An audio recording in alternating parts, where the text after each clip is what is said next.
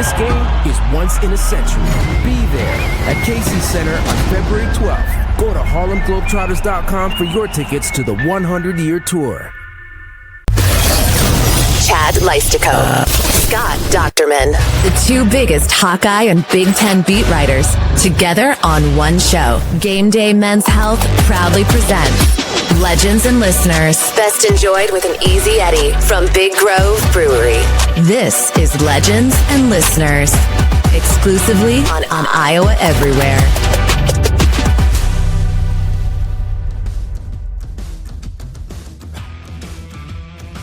Hey, Hawkeye fans, Big Ten fans, and Iowans everywhere.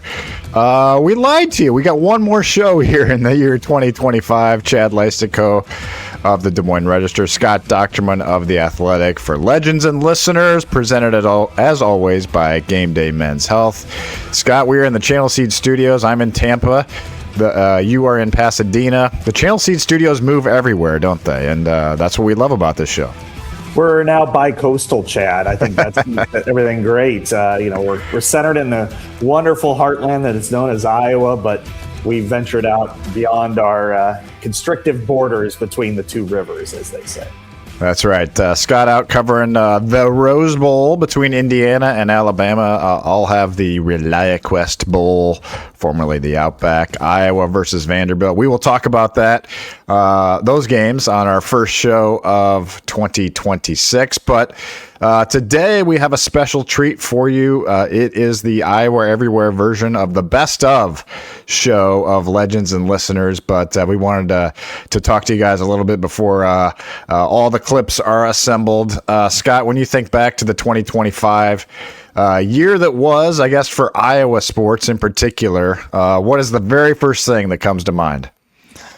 I think it's got to be, there's two that come to mind immediately, but I'm going to go with Kirk Ferentz setting the Big Ten wins record. And the reason is I think the basketball situation is probably a little more prominent, but at the same time, this conference has been in place since 1896. And for Kirk Ferentz to replace Woody Hayes, whose career ended in 1978 as the all-time wins leader in Big Ten history, that is a mark that may never be broken. Because certainly somebody like Ryan Day could come along and coach for 15 to 20 more years and do it. But is he going to coach for 15 to 20 more years? I don't know. I doubt it. So that's what comes to mind for me, Chad. What about you? Yeah, I mean, I would have to say that the change in basketball leadership for sure trumps everything, because it was we spent most of our months, I would say, of January, February, and early March, discussing the state of the Iowa basketball program. Would Beth Goetz make a move? What would that look like? Who would she hire as the next coach? And honestly, as I look back, and I assume some of these clips are going to be included in our best of show here, yet to follow. But as we look back on, it'll be interesting to hear what we said, I guess, from those hires and moves. But what Beth Goetz did to remove Fran McCaffery, the winningest all-time coach in men's basketball, the day after the Hawkeyes exit the Big Ten tournament. And then the coaching search that followed, certainly with the Ben McCollum hire.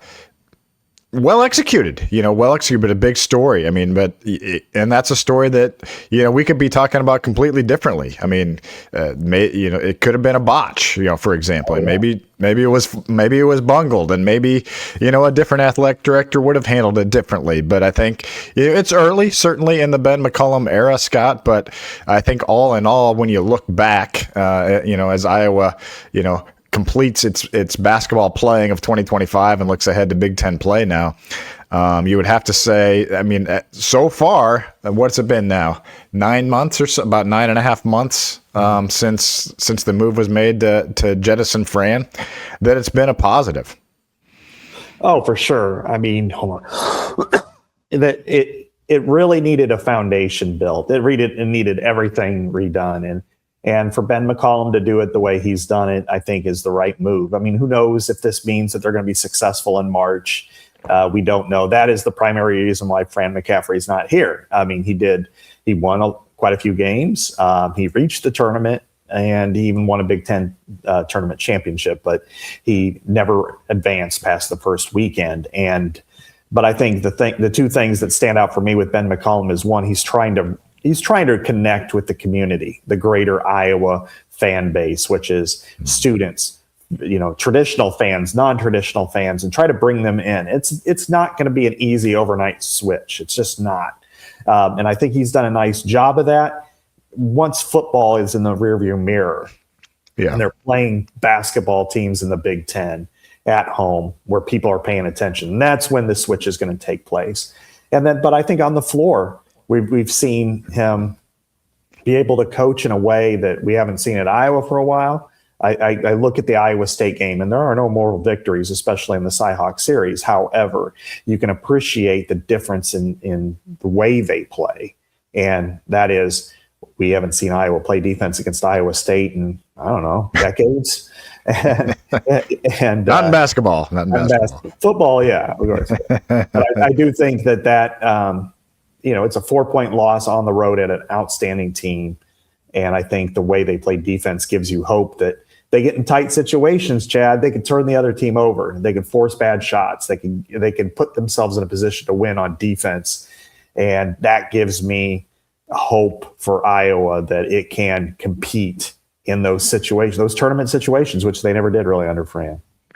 Yeah, we will see. I do want to, before we get going, welcome aboard a great new partner on Iowa Everywhere, Mighty M, an American-made leader in industrial and commercial equipment, proudly designing and building rugged pressure washers, air compressors, generators, and more.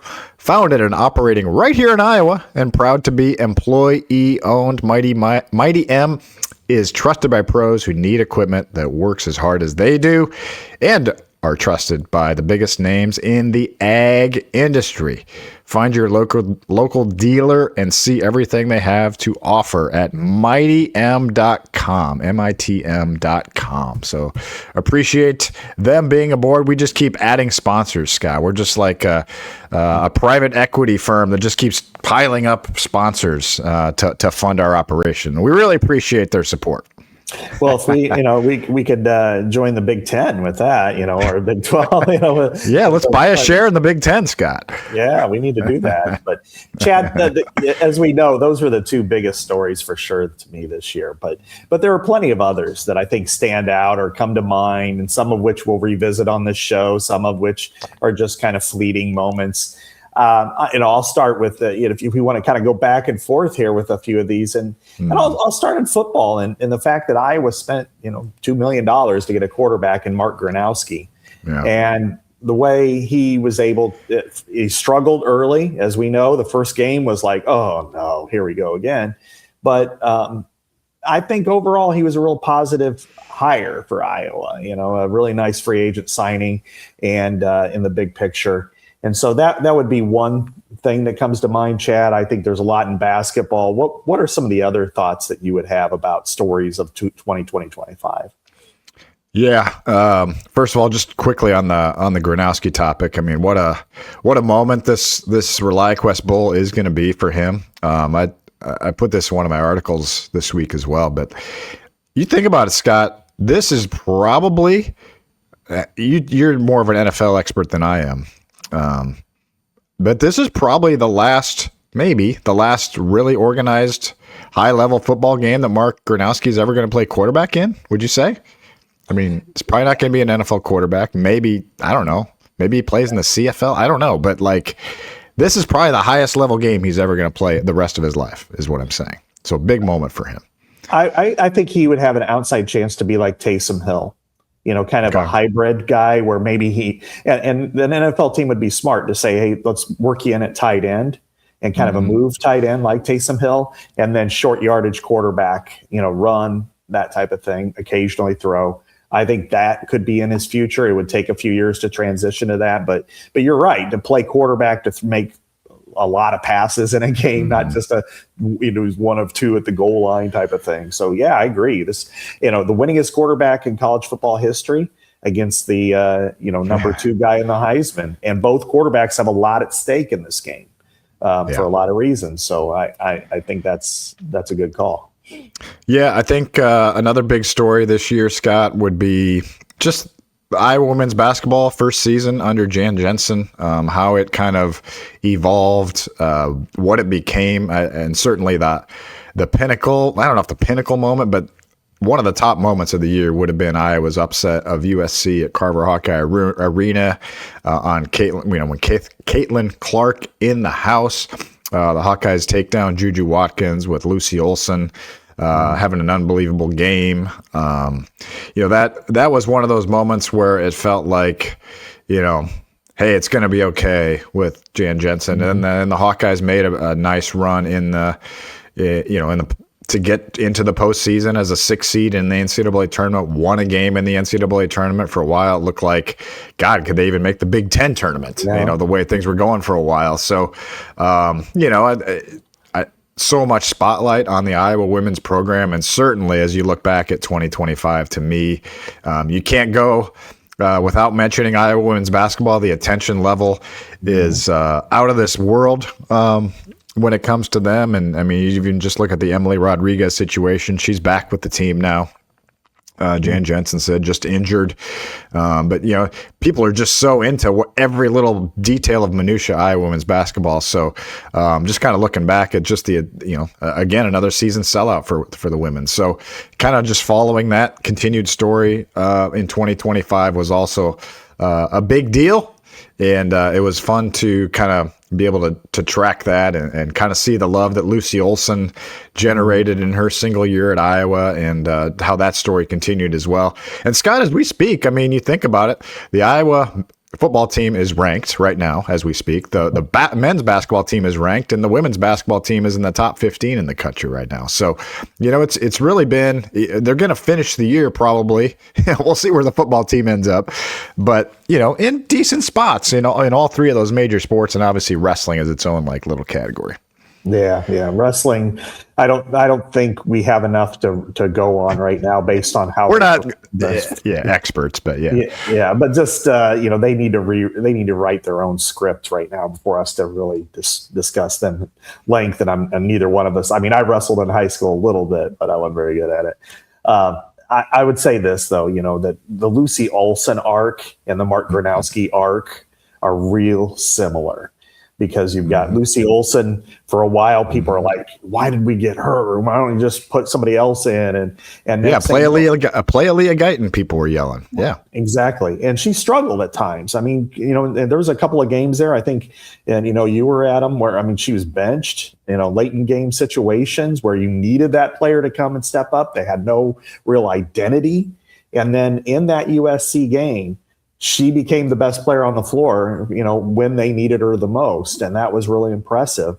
And then Mark Gronowski, as we saw, the first couple of games, Iowa State, he was horrendous. The first game, he was about as bad as you could ever be at that position. And that's saying something, and then I'm thinking, but then his career arc took off in the same path. So I really like those themes. And then if you're talking women's basketball, you also have to talk about the GOAT, and that's Caitlin Clark. And a couple of things that stand out for me is one, on her day, Iowa pulls that upset, which is just dramatic. Two, she comes back, it was part of the Indiana Fever, to Carver Hawkeye Arena and plays in an exhibition game, which was sold out within minutes. And then starts the WNBA season with a triple-double, and then gets injured and she's out for most of the season. And so but she's still, as popular, as known nationally as any female athlete in the country, if not in the world. So I think her off season or, out of Iowa season was really kind of noticeable as well. And then I'd be remiss, Chad, of not to talk about NFL Hawkeyes. Five made the Pro Bowl. All five are from the state of Iowa. I mean, George Kittle graduated from Norman, Oklahoma, but he's from Iowa, played it, he was at Iowa City West along with his sister for a few years. And I don't know that there's been a year with five. I'd have to count. And then Super Cooper in the Super Bowl, his pick six. I think I could hear it from everywhere. The jolt in my neighborhood. I could hear yes. That was unreal, wasn't it? Yes. Yeah.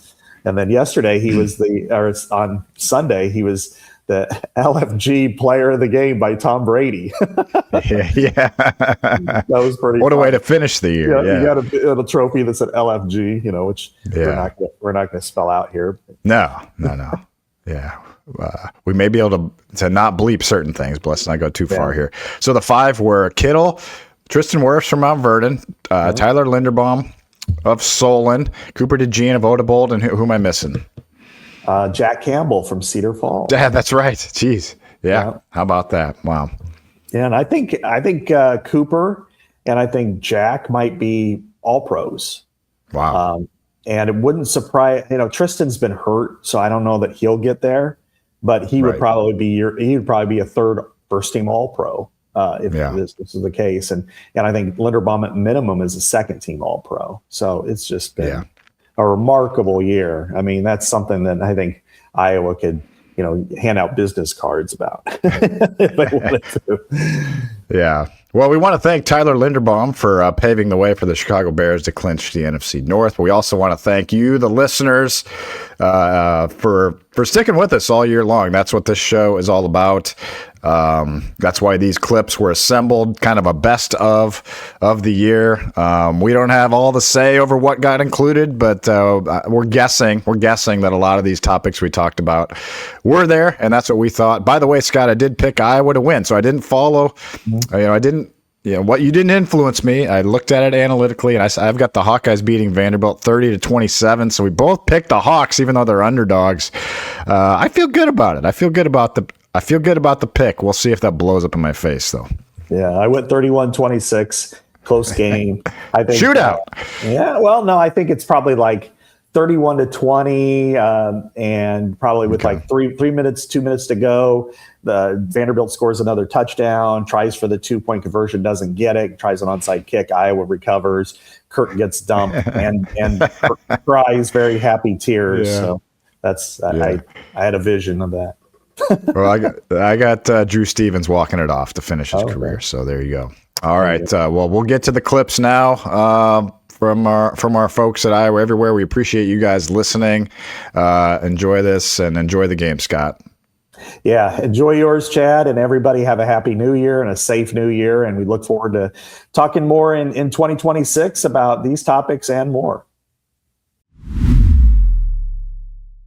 Some of the most elite recruits in the country there to witness the spectacle that was a sold-out arena where tickets were the cheapest ones were going for $150 at the top. And to witness that moment, to see that team beat a team that's clearly better than it. If they played 10 times, they maybe win one other. It's 2 out of 10 at the most. But they did it. And they did it because of the atmosphere. I think that was a 6th person on the floor. And then to celebrate Caitlin Clark, it was the most impactful day of this calendar, I think, for Iowa women's basketball, no matter what happens at the end of the season. And it could not have been better for everybody. Confidence in the coaches, confidence in the players, the result, the ceremony, the atmosphere. It was a perfect 10.5 out of a 10 scale. Yeah. Let's start with the recruiting aspect of this, because you're right. I mean, there's a lot of headliners in the building. 2 commits in Addie Deal and Journey Houston. Not a surprise that they. I mean, maybe it was a surprise. I was messaging Addie earlier in the week, and it was a quick trip. I mean, they're coming out from LA. She's in the tail end of their season. Like, they start their playoffs really soon, but she came. And Journey Houston obviously over from Davenport. But the biggie was Kate Harpering, the number 1 recruit according to 247, number 2 according to ESPN in the building. Those that remember 11-year NBA veteran Matt Harpering, that is his daughter. And she, who knows if she's going to come here, but I talked to her trainer, and I mean, she wouldn't have been there if she wasn't really serious about Iowa. And Raina Harmon and Jan Jensen have been, doing a great job recruiting her. They're in on her. She's close friends with Addie Deal. That's a huge huge thing. And, Kate's friends with a lot of others that I was pushing for. I mean, number 11 prospect nationally in Addison Bjorn from Kansas City was in the building. There was Finley Chastain, down the road prospect, also like a top 10, top 15 national prospect in the building, that a ball handler. And it's just, I mean, that's the kind of situation that this program is in. That's the fulcrum, can they parlay what happens Sunday into something that lasts for an even longer period of time. And so we won't know right away, but we may look back on Sunday as being the biggest outcome of Sunday, not just the Caitlin Clark retirement, jersey retirement, and not just the win. I mean, the win is great. The win is like, it's almost like one of those Caitlin Clark, like, of course it happened, type of things, because she was involved. It just seems like anytime she kind of touches the Iowa women's basketball program in a big moment, something big happens. Yeah, for sure. I think what is the icing on top of a perfect day. I mean, it was everything Iowa could have wanted and more. And if to sit back and try to be impartial in this, and you're one of those great elite recruits that you can go anywhere you want in the country, you come into this environment. This isn't usual. USC, for instance, which had the number 4 team, now number 5 in the country, they or 7. I'm sorry, they're net 6. They average less than 5,000 fans per game. Iowa averages a sellout. And most nights it's not quite a sellout as far as butts in the seats, but it is, so the tickets are sold. But you walk into an arena like this and you're like, holy cow. I mean, maybe it does happen with more regularity at the men's game, but to see that in person and go, wow, this is how they celebrate women's basketball in Iowa. That's got to be something that really sticks with you. And just to hear the spikes, as you know, I keep a decibel reader, and it got up to 118 with Sita Falter's 3-pointer to put them up 6-1. And there were other ones like Lucy Olson's steal and layup in the fourth quarter, which I think kind of told everybody this could probably happen. That was up to 117. Taylor McCabe's first 3 of the game was 117. So all these spikes, and you're there to witness this whole thing live. And to top it off, not only do they beat USC, but you do it with a collection of athletes to where if you're Kate Harper, if you're Addie who obviously is coming here next year, if you're one of those athletes, you're going, I can play for this team. I can play for this team right away. And they're getting this kind of atmosphere, and you've got in their eyes the GOAT. I mean, we see her as somebody who's, in my case, younger than my children, but in their case, is somebody is an idol to them. They've been watching her play. Now they watch her with the Fever. They see what she does. She sits with Taylor Swift. They're seeing all this here. It's like, wow, I could come here and do this at the biggest stage. They went to the championship 2 years in a row. They're having this kind of fans in a letdown season. I can see myself here. Addie Deal already has a T-shirt through Raygun. She had it when she committed. So it's just the perfect storm. I don't know ultimately if they'll do that, but then you look at it. Well, some people say, well, it's just Iowa or whatever. Well, what makes Kansas attractive? What makes Kentucky attractive? I mean, Lawrence is a fantastic college town.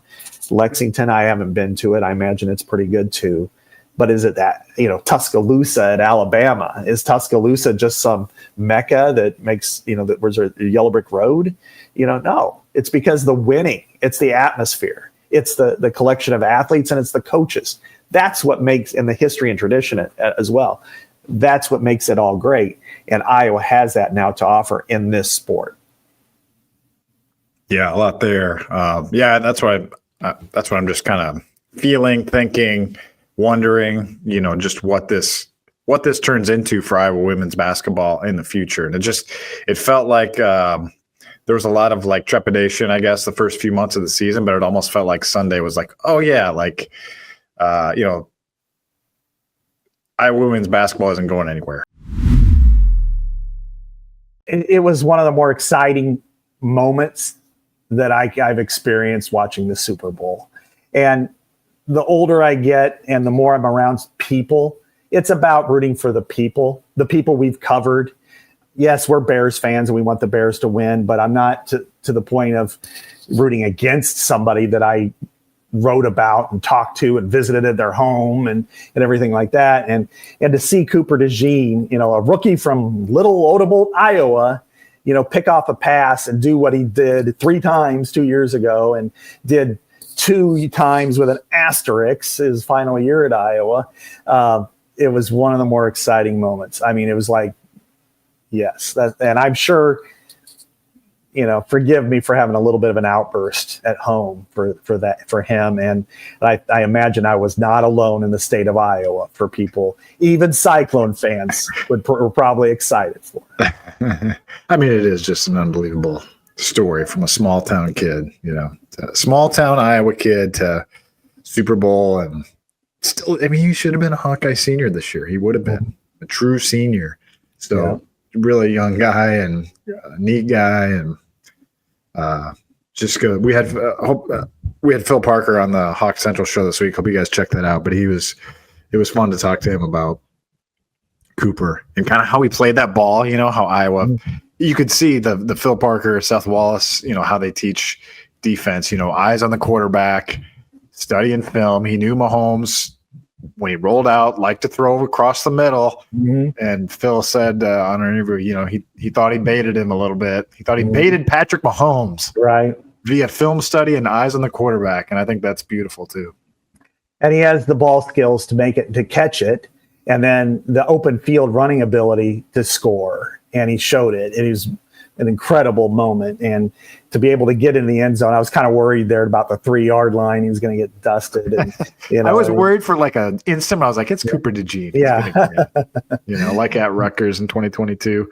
Right. And then how about that? Like the same spot crossing the goal line as he did in the wasn't a fair catch score, right at the right corner pylon down there. Yeah. That same direction. Exactly. And it didn't get called back on replay. That was a good thing. And what a moment. The Fran McCaffrey was fired on Friday afternoon after 15 years as head coach of the Iowa Hawkeyes men's basketball team. He is the all-time winningest coach. It's a dubious ending, I think, for Fran McCaffrey.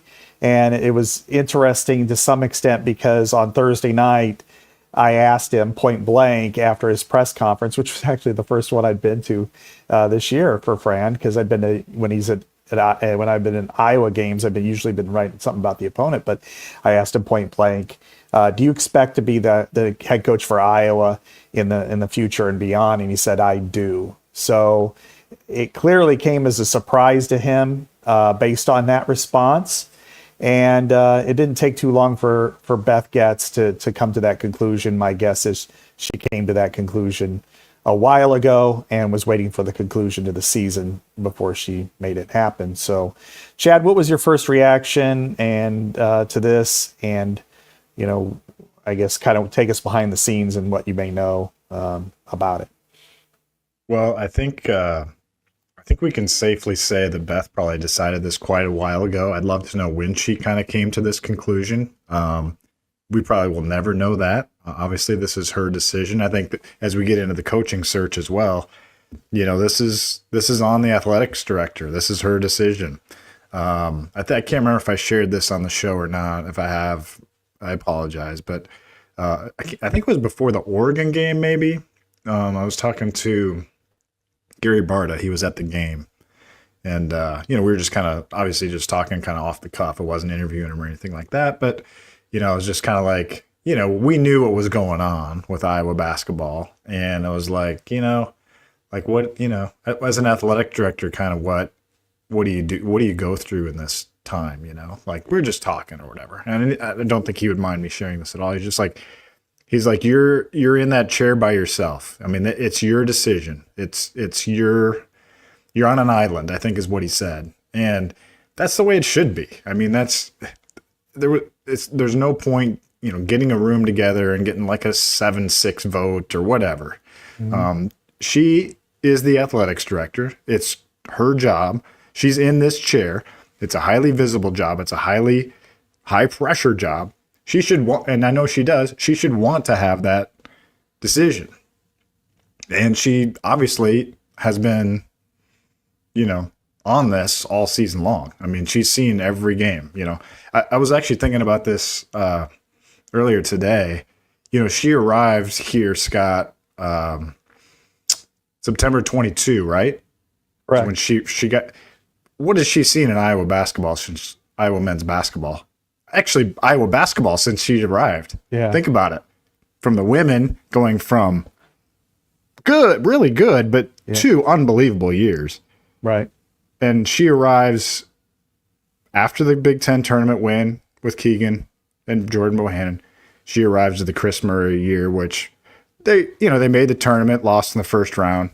Honestly, it was probably about expectations, if I recall correctly. I mean, yeah, there was a point during that year you thought maybe they could go on a run, and then they just kind of, lost the season ender, right, to Nebraska.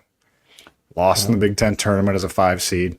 Lost in the first round. Wasn't super close against Auburn.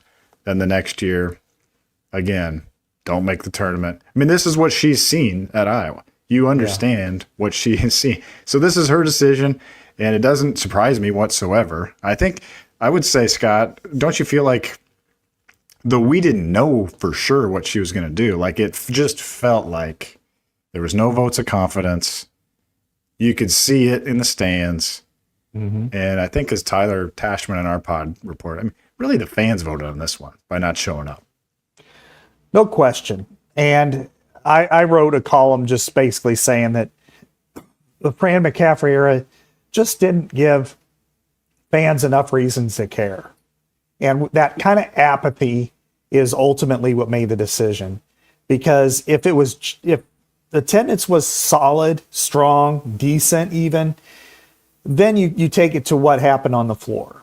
And you could say 3 subpar seasons, 3 seasons under 20 wins.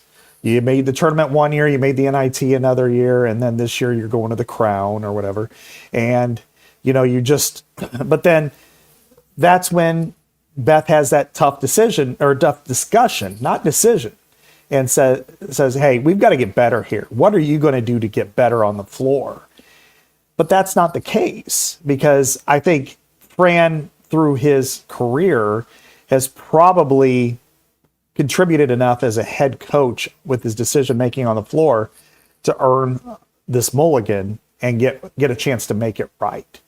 However, when you look around the arena throughout the whole thing, and when you're averaging 5,200 fans butts in the seats per game, and 61 fans in attendance, which is the lowest since 1965, 60 years of paid attendance. And you haven't averaged even $4 million in ticket sales since in 20 years. This is a product that's drowning. And you're in an era where you need it to soar, not only financially for your department, but for donations, and then also ultimately for NIL. And it's floundering, and you have to look at it from a business perspective, because Big Ten basketball is a business. It's not a charity. It's not mid-low major basketball where it doesn't matter. They're gonna support you. So in looking at this, there was really no other decision to make. If you bring back Fran, what are people going to do next year? They're not going to come. You don't play Iowa State next year. All those season ticket holders that didn't show up, just won't renew them. Exactly. So and you're back. You're probably in a worst case scenario, because Owen Freeman was gone anyway, and who knows, Josh Dix may be gone anyway, and you're bringing in guys who are highly rated. So what? I know that's a big deal, but I've seen highly rated guys just be guys, so I'm not too interested in that.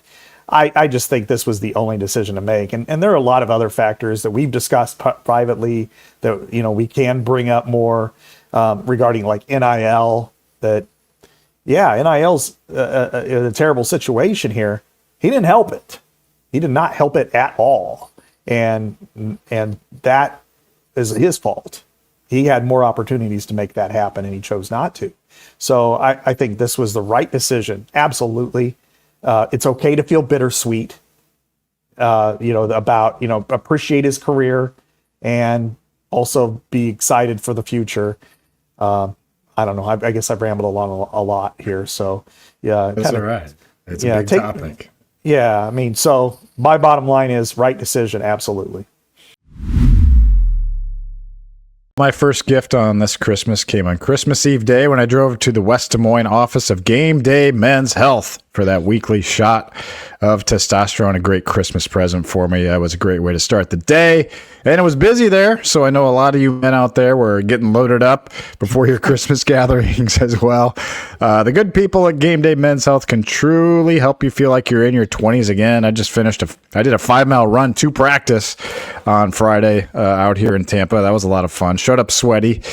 They didn't mind. Getting your T levels dialed in, improved your performance in athletics, in the bedroom, as a dad, as a husband, just with your mood and your disposition.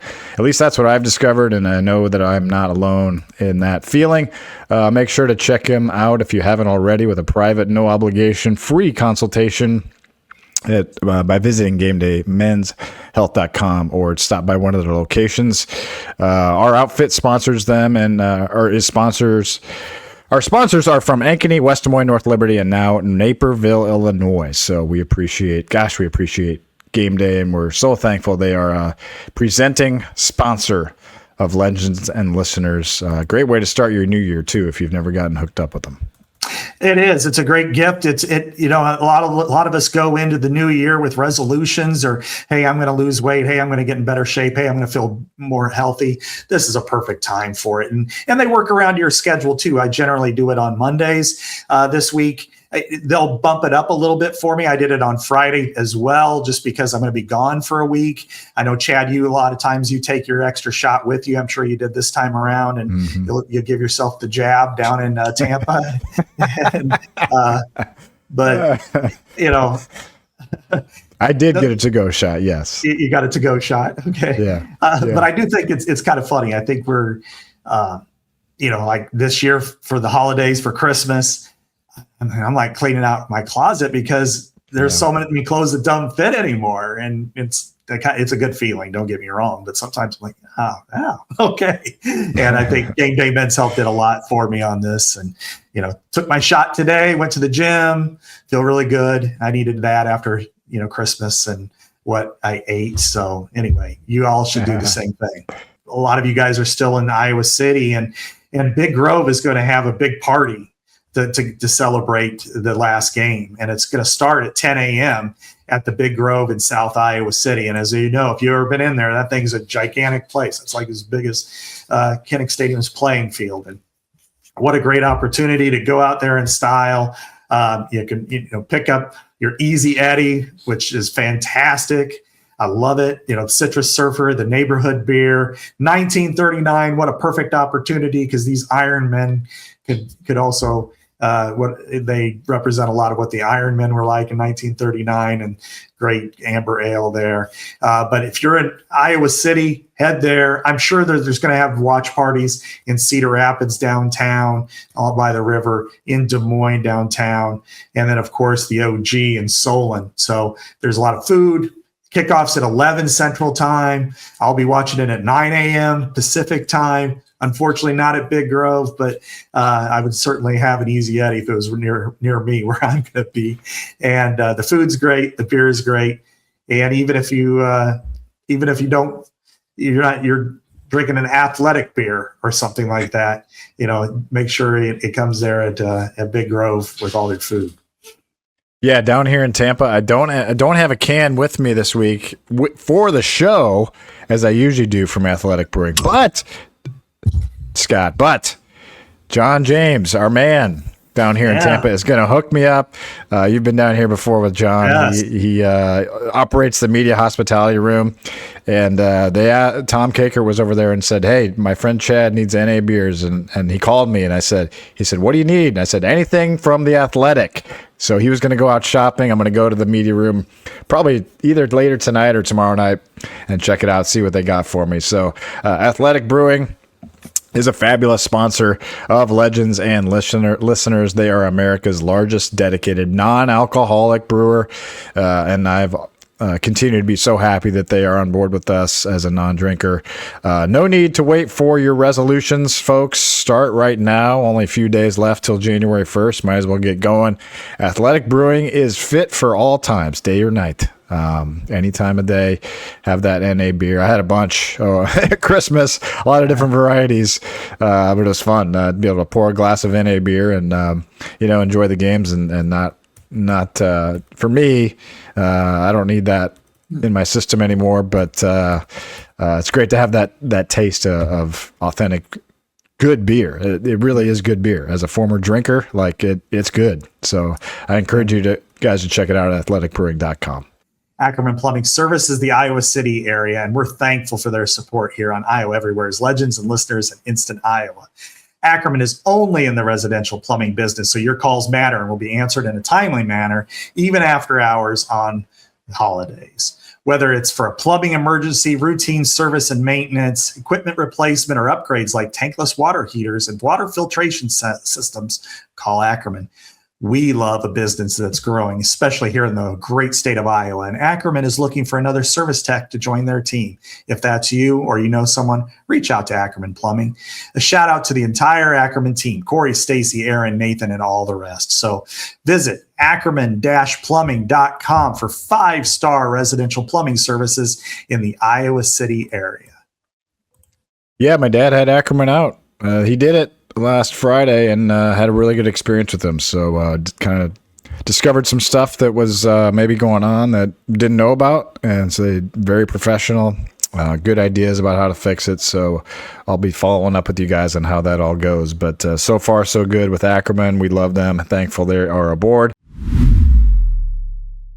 The introductory press conference for Ben McCullum, the new Iowa basketball coach. Man, what a week and a half this has been. Yeah, it's been quite the whirlwind, Chad, and here we are. And, we discussed ad nauseum candidates, Darren DeVries, who then immediately became the coach at Indiana, and then Ben McCullum as well. And I would say that today, the press conference, there's a thought of you always want to win the press conference. You always want to come out of it feeling good. But then there's the times when somebody hits a grand slam, and even though we're talking about a different sport, so you could say a slam dunk, he was certainly this way. I think he threw out a slab of juicy red meat for any Iowa men's basketball fan wanting to feel that connection, wanting to feel like it's important again, not mad again, like the last, like when Fran got there, that was the talking point. No, but he said so much that I think if you're an Iowa fan, you can relate to him. I mean, I knew he grew up in this state, Chad, and and he was born in Iowa City. He grew up in Storm Lake, but as we know, Storm Lake is way out there compared to Iowa City. I mean, it's closer to Chicago than it is or Iowa City's closer to Chicago than Storm Lake. So you don't know. Was he a Cyclone fan? Did he care? Was he a Nebraska fan? No, he was all Hawkeyes, and I think you saw when you look at the picture with him and Dr. Tom, and the shirt open. Yeah, good old Dr. Tom. I know. Got those 2 or 3 buttons down. Yeah, he's getting ready. He's getting done with the camp and getting ready to hit the golf course. Yeah, but then then the names he brought up. Oh my God. I mean, he was just rattling them off. Yeah. We got a Wade Looking Bill reference. We got a Val Barnes, Montier Glasper. Of course, the Biggies, Chris Street, B.J. Armstrong, all them. Yeah. But yeah. I mean, I think listening to him at the presser today, it was like he was like a fanboy, growing up, like anybody in Iowa City would be during my time. And as you know, I went to the games in the 80s and 90s. I'm a little older than he is, about 8 years older, but yeah, it's him just kind of opening with that perspective, I thought was just, wow, just hit you right in the face with that, because here's a guy with, why he's here. I mean, he was sought after. Again, this was something Brian Harden talked about in his presser the other day. Indiana wanted to talk to him at the Valley tournament. Yeah. Ben McCollum was high on their list, understandably so. And it just seemed like that the Iowa job was his dream job. We talked about Darren DeVries's, 2 dream jobs. This was, I think, the one he said, I always wanted to play for the Hawks, but now I get to coach them. Yeah, I know. I always dreamed of playing for the Hawkeyes, and I just wasn't good enough. So I didn't get to play for them, but now I get to coach them. Just throwing in that little bit of humility, I think, is just, that's Iowa, It really is. Exactly. And I think that's, and he even talked about, kids working with a level of humility win. I mean, I think everything that he said is what Iowa fans feel. They want somebody who works hard. They want somebody who has humility. And he talked, when I asked him specifically about bringing in, how externally can you bring fans in? And he talked about people in Iowa, if you go to the grocery store, they want to tell you hi, and you better say hi back. I mean, and I think those types of things, those types of moments matter in a place like Iowa. And when you have somebody who grew up here, who understands the culture of the state and how to relate to people, I think now you look and there's an opportunity for this to build up, to go back to the way it was. And, and that's not to take away anything from Fran. I think I'm kind of past that. I think we all should be past that. But I think to look forward, when you look at what Ben McCollum can do from a fan perspective, he gets it like Beth gets it. Could he be Iowa basketball's Kirk Ferentz? First of all, the initial thought was, okay, well, Stoops was the first choice. Yeah. DeVries first choice. When you dig into it, he's 43. Ferentz is 43. Here's a guy that uses the personnel he can get and caters his style of play to that personnel, which I know it gets frustrating for Iowa fans at times because it's such a defensive style, but that's the way Kirk feels he has to play. Now, the difference is, Scott, what I would say is McCollum stresses defense, but quarterback play is a high. He's got the quarterback and he's got the defense. Like, that's how you build the team. I think there are a lot of parallel. The more I dug into it, it's like ball control, defense, culture. I mean, talk about how much, talk about getting the right guys, finding the guys that fit what we like to do. It's probably going to be the same thing. Not everyone is wired to be an Iowa Hawkeye the way that like Iowa football does it. This seems like McCollum has some of those similar wirings, Scott. And that's great, because that's the way it should be. He wants certain players that fit his system. And you see players that maybe other people overlook, and then they build them up. And then, is Bennett Sturts like a Josie Jewell, a guy that nobody offered, and he went to Division II, and then all of a sudden he's at Drake, and he's, playing at this high level of efficiency. Now he's going to be at Iowa. I mean, Josie Jewell could have went to Luther College, or he ends up at Iowa, and now he's still entering year 8 in the NFL as a starting linebacker. Those are the type of success stories that Iowa thrives on, because they have certain mentality in their work ethic and their determination that really puts them over the top. And if Iowa can do that, then you've got players that kind of fit that mindset. Hey, Hawkeye fans, Big Ten fans, and Iowans everywhere. It took us until our 102nd episode, Scott, but with Legends and Listeners is live on location on this mid-July Wednesday night. Windy Wednesday night. I hope you guys can hear us out here. Channel Seed Studios have relocated to Big Grove Brewery here in Iowa City, just a few miles away from my childhood home and where my parents still live. Still season ticket holders to men's basketball, FYI. Chad Leistikow of the Des Moines Register here. Scott Dochterman, they have the Athletic. Soon to be joined, we are joined by Ben McCollum, Iowa basketball head coach. By the way, I didn't want to forget, Hawk fans are pretty nuts, They love their Hawks. There is a Aussie doodle out here. There's a dog here whose name is Cooper DeJean. I'm not kidding. 15 months old. There he is, right there. His name's Cooper DeJean, and he's 15 months old. So he's working on a fair catch signal, I hear. We played pickup versus Cooper DeJean. That's what I heard. And he was 0-5, and I was 5-0. So maybe the dog should now be called Ben McCollum. Yeah. What stands out to you the most about the magnitude of it, Scott? I mean, obviously we know the names: Woody Hayes, Amos Alonzo Stagg, Bo Schembechler, Joe Paterno. Those are the four names behind him. Obviously, iconic names. Hayden Fry, sixth on that wins list. But and as I put in my column, as he would joke, I also have the most losses of those guys, and that's true too. But you just have to put in, it's where he's winning at. It's the University of Iowa head coach is atop all of those names, and so he's lasted a long time. He's had his signature wins along the way. He's had a couple championships. He's had 5 top 10 finishes. But what stands out to you, I guess, about the magnitude of 206 and counting? I think it's really that he hasn't had an extended period of a downturn. There have been moments, I think 06 and 07 and a little bit of 08, where, one stretch he was somewhere in the neighborhood of 15 and 15 in the regular season. And it was like, okay, are you just kind of, spinning your wheels, or are things going to move forward? And then of course, what did he do? He rattled off 6 out of 7 to finish that year, 9 straight the next year. This was a high operation, going forward. And then there was kind of that lull after 2.0 and where they were like 21 and 19 and 5 years in the Big Ten, and it just felt like they were running in place there. And then the ramp up 12 and 0 and everything.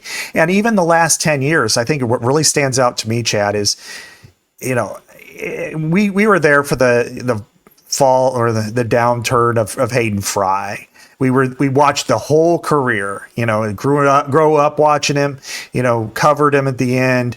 And it really just kind of slumped at the end of that era. I mean, really from after the 1991 season, the last about 6 or so years, there was like one good one, and that was it. And there hasn't been that with Kirk. Their 11th in Power 5 victories since 2015. They haven't had a season where they've won fewer than 8 games over that span. It shows remarkable consistency, the ability to weather this era with its ever changing, and continue to win at a high level. What would you put atop the Ferentz Mount Rushmore of moments? I would say 6-4. It represents that year. Nobody in their right mind would have thought that team, after losing at Arizona State the way they did, was going to have anything. Minneapolis in 2002, to have holding roses, even though they didn't get to go to the Rose Bowl. Fans trying to take the goalposts out of the Metrodome. 2015 as a season, but the win at Nebraska, he was almost incredulous at the end, in the press conference. Then I think probably winning the Orange Bowl. That was the team that had the highest ranking, 7th. The only time Iowa's won a major bowl game. The other one that stands out to me, I think, is the ultimate epitome of the Kirk Ferentz era, getting just boat raced at Penn State in 16. To come back the next week, I mean, that team was almost invincible, that Michigan team. Iowa was able to pull out 14-13 after as pathetic as they looked in that week, just to drag them down into Ferentzville and fight like hell to win that game. That told me everything I wanted to know about Kirk Ferentz, which is his players respond better to adversity than any other team, any other coach I've ever seen in any other sport. I would add to that list the 55-24 win over Ohio State. I mean, I really feel like that was a signature moment. It also involved his son, and of course, the top 5 matchup against Penn State. Right. Iowa's most recent ranked win. That night at Kinnick was unbelievably magical. 8 false starts on Penn State in that game, where Kinnick was just insane. Torrey Taylor was insane. Jack Campbell was insane. That's a Kirk Ferentz moment. You see Mark Gronowski, hey, he can run still with that knee. I mean, just think, like 2 weeks ago, not even 2 weeks ago, we were wondering, would Gronowski take the field at Wisconsin, and if he did, like, what on earth would it look like? Is Hank Brown or Jeremy Heklinski going to have to play? Like, how long can he last? And he looks good. I mean, the one thing he talked about the other day is the passing has not come along. And I actually talked to Gary Danielson, who's doing the game for CBS, and I was asking him about Gronowski mainly, and he made a really good point. I'm going to put this in my Friday prediction piece, but that when you are a running quarterback like this, you get hit a lot. You get hit in the ribs, you get hit in the shoulder, you get hit and then you're asked to throw these touch passes, immediately, constant. It's just not, it's a lot to ask. So the accuracy isn't there. The knee is the big part of that right now. He was kind of hitting a groove at Rutgers, I would say. And he was good at against Indiana. It was a short passing game, but I don't want to come down on him too much for the passing right now because he's just doing so much in terms of winning, in terms of his legs. I mean, how about that play, Scott, on 3rd and goal from the 4, where it was a pass call. Yeah. And if it didn't get the look, they didn't get the look they wanted. So the check was a handoff to Moulton. So not only you saw him do this with his ears, but then he improvised beyond that in the moment and did not give it to Moulton and took it in for the touchdown because he saw what Penn State was how they were reacting to that action. I mean, talk about a clutch play by a quarterback and just feeling the confidence to take those matters into his own hands. And then, of course, he does it on the bootleg too with Tim Lester's coercion. Right. Exactly. I had to break down both those plays for me on Tuesday. I wanted to hear from him about that, and I thought that it was really interesting to listen to what he was thinking and doing on the goal line. And I think on Saturday night he was also saying how he would have gotten a 0 for that if it wouldn't have happened. But he said, Lester gets it because he is a quarterback and he understands some of those things. But the other day he was describing how when he was looking at his pre-snap, how he was reading the eyes of the secondary and the second level, and he could see that everybody was geared towards the run, geared towards Kamari Moulton, and their eyes weren't where they needed to be, where he was wanting to go. And then and then of course on the bootleg, I kind of said, 40 years ago there was a bootleg that Iowa did that nobody else knew about except for the quarterback and the head coach, and asked him if he knew about it. He really didn't, and that's understandable. But Chuck Long against Michigan State, and and how even Chuck was like, well, what if they tackle me or something? And he's like, you're gonna score, So I thought that was pretty funny. I thought this was one of Ferentz's better teams he's had in a while. The record is the record. Ferentz says that all the time. Bill Parcells quote, record is what you say it is, what it is, whatever it is. But their point differential, Scott, this year is largest since 2018, and if they have a good bowl game, they can top that. Yeah. It's been and you can just see it with the eye test too. I mean, to me, it's. You've got offensive line, you got the quarterback that can move you, elite specialist, still a top 10 defense. That's why I said that. There's people that don't agree. Obviously, that's part of being a columnist. That's just my thoughts on someone who's covered the team now for quite some time. What are your thoughts on kind of taking this season in as a whole, heading into the bowl game? I think there's a lot of positives to take away from this season. And, we're both on record as saying 10-2. And when we look back, they're pretty damn close to being 10-2. Yeah, I feel really validated with that pick, honestly. Last year they were 8-4. They had the same record. They weren't close to being 10-2 because they had really cavernous holes in certain areas like quarterback and leadership at quarterback and that sort of thing. And I think when you look at this team and what it's accomplished, where would it have been to compare? I would say certainly, 2021, I think had potential to be better than what it was. The offensive line was nowhere near as good as this one. I mean, I think that was probably why it struggled. Skill position players, it was clearly better. I mean, I think Tyler Goodson was a better running back than what they have. Certainly Sam Laporta. The receivers are in the NFL. Tyrone Tracy's a starting NFL running back. He was a receiver. Charlie Jones, didn't get to play that much for whatever reason that was. And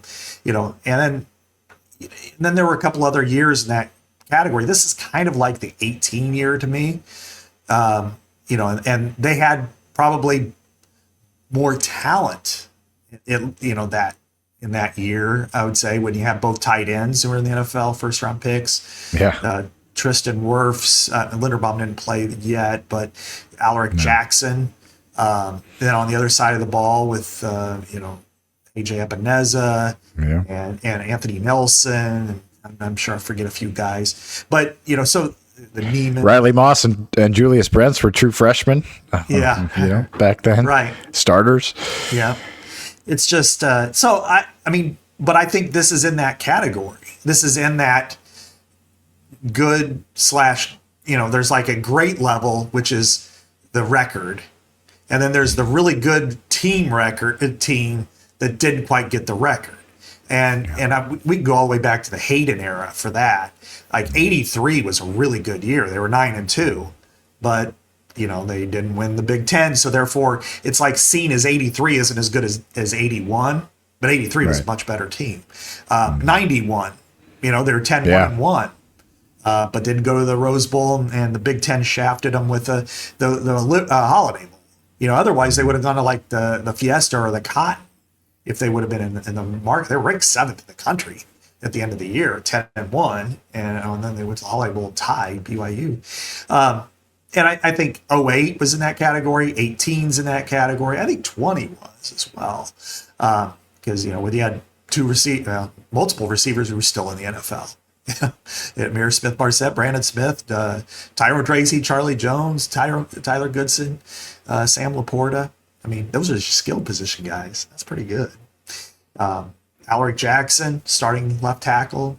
Tyler Linderbaum, starting center. Mm-hmm. Jack Campbell on the defensive side. Davion Nixon was Defensive Player of the Year in the Big Ten. Yeah, right. Riley Moss. There's some really good players there. So I would probably put 20 just slightly above this, but overall. Yeah, but that whole year is so weird, though. But yeah, you're right. Talent-wise, that would have been a really good team. Yeah, and I think by the end of the year, they were on par. They could have competed with Ohio State. Yeah. But even so, that's, again, neither here nor there. I like this team. I think this team's played really well. It's the best 4-loss team in the country. The committee obviously agrees. Yeah. It puts them in the rankings at 23, and it'll have a chance to play a really good opponent in Tampa. And there you have it, folks. The top moments of Legends and Listeners in 2025. Scott, really enjoy doing this show with you every single week. It's a good way for us to connect as friends. A lot of times, your job now takes you in different places, so it's a great way for us to connect, and I always appreciate your expertise on all things Big Ten, certainly the depth of historical perspective you offer on the Hawkeyes, and let's do it again in 2026 as long as Game Day Men's Health and the rest of our sponsors will have us. Chad, I couldn't agree more. I enjoy doing this show with you. It's really good to connect because sometimes, again, I try to fit my way into the Iowa locations once in a while when I'm not really there to work per se, but I think the show counts as work. So that's been great. And I look forward to 2026. I think this is going to be a really interesting March coming up, Chad. I think there's a lot of topics there, and let's not skip past January when the portal opens, because I think there's some movement. It won't be anything It won't be anything like where, close to where you live in Ames, where I saw the other day, I think there's 38 or 39 players already in the portal for Iowa State. But I think that Iowa has a chance to be selective and fill a couple of holes and a couple of gaps and be competitive in the Big Ten again. So I think that's something to follow really quickly too. Well, if our predictions come true and Iowa does beat Vanderbilt, they'll finish top 20 in the country. Here's my question for you, Scott, as we finish a prediction into 2026 is which basketball team advances further in the NCAA tournament, the Iowa men or the Iowa women? I'm going to go with the Iowa men. I think I actually think they have a style that to me can reach the second weekend. They play defense and the women's team is so entertaining and really fun to watch. I mean, up and down the floor. I mean, they scored 99. I think everybody wanted them to score, get over the century mark on Sunday afternoon. But I also wonder, kind of like when they got stuck playing Oklahoma, can they win against a team that's probably a little more talented? And I'm not so sure. But I think with the men, the way that they play defense, I think they're still coalescing on offense. I think that's going to take some time. It has taken time. But I think once Antero Fulgaris can kind of Alvaro. I'm sorry, Alvaro. Vugaris. Yeah, Vugaris gets to the point where he is more acclimated with this team. I think he's a difference maker, and then Bennett Sturt's his ability as a point guard can really take forward. And if this team gets to be where I think it could be, a 5 or a 4 even in the tournament, I think that they're in perfect position to win 2 games and get to the Sweet 16. So not predicting it, but thinking it's possible. Yeah, I'll go with the women just because I think they're good enough to get a top 4 seed, and that would mean 2 home games, and that's tough to beat at Carver Hawkeyes. So I'll say the women. I would say ceiling is Sweet 16, maybe Elite 8 for the women, but I agree. The men kind of have a pretty high ceiling here, especially the way we saw them face off in names, and a lot of growth yet to come for the men. Anyway, that's our early predictions of 2026. We'll see how they pan out. We'll not put that in the best of show if they don't pan out next year, but appreciate you guys listening here on Iowa Everywhere. Legends and listeners, Chad Leistikow, Scott Dochterman. Talk to you next year.